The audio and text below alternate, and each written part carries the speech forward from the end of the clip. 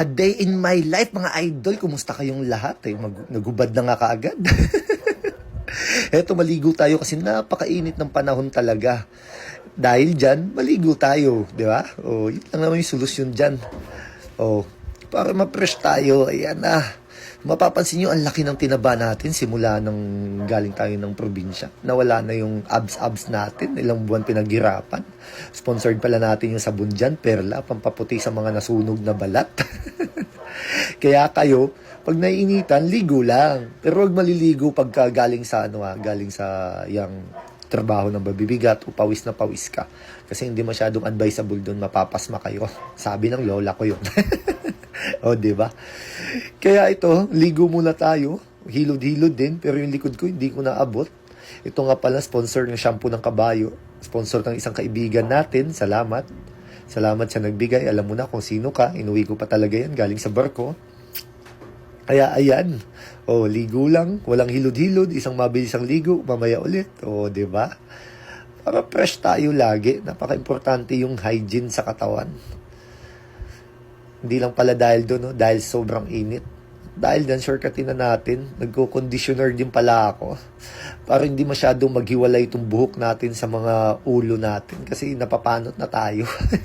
Aminado, no? Normal lang naman yung pagmatanda siguro. Magkakaedad na. Hayaan na natin. Give your best shot na lang kanila, di ba? Sabi nila, di ba? Ayan, asan na yung toothpaste ko? Mag-toothbrush na din tayo. Kasi nga pala mga idol, may lakad ako. Pupunta ako ng Marikina. May iatid lang ako. Kaya ito, mainit kasi sa labas. Napakainit. Salamat naman at natuyo yung mga sampay at nilabhang ko.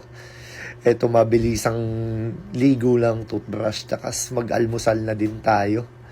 Subukan na pa din natin mag-diet ng bahagya kasi parang hindi tayo, kasi mabilis talaga ako tumaba, mga idol. Kung mapapansin nyo, napakabilis kong tumaba.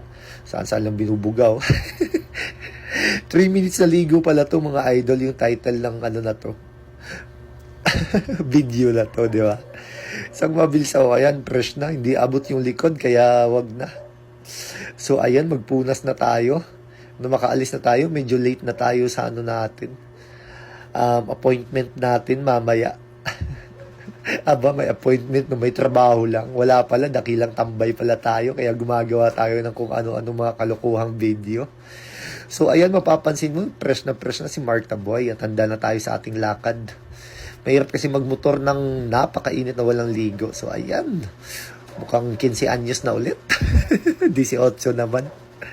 Sa nakalipas na 20 years.